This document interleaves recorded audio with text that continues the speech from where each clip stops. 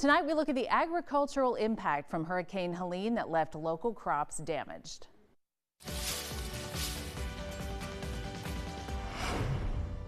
Buckle up. This was Dr. Adam Kantrovich's reaction while tracking the forecast of Hurricane Helene. As the extension specialist of agribusiness at CLEMSON, he knows the weather takes a toll on farmers and ranchers, but this time it was much worse. And there's a lot to keep track of. Beef cattle industry, cow-calf in particular.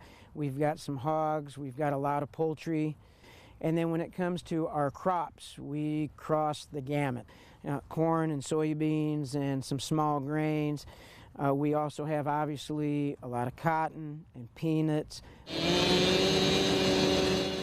Winds of 60 to 70 miles per hour blew through our area, taking out trees and power lines, impacting people, animals, and crops. But the rain that fell ahead of the hurricane made things much worse, compounding stressful weather from earlier in the year. A significant portion of the corn crop had already been harvested by the time Hurricane Helene hit. Other crops, of course, suffered big losses. For example, cotton, also pecans, livestock, and poultry also suffered as well. And it's a cumulative effect from not just Hurricane Helene, but also Hurricane Debbie and a drought. This is a pretty good example of a year that really begins to lead up and can create some financial difficulties as well for the entire family.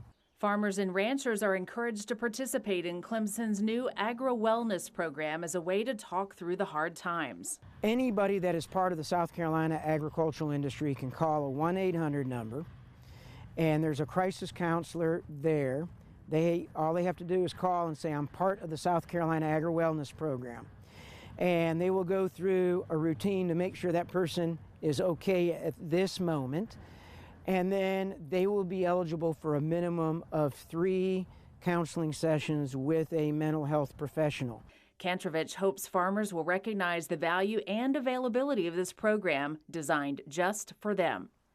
In the meantime, farmers and ranchers hope that next year they'll be able to harvest a healthy crop and keep the cows and other livestock safe and fed.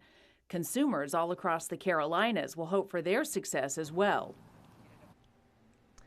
All right, well, you can get more information about the agro-wellness program at WSPA.com. Now, tomorrow, meteorologist Dan Bigford is going to be sipping the season, talking about apple cider.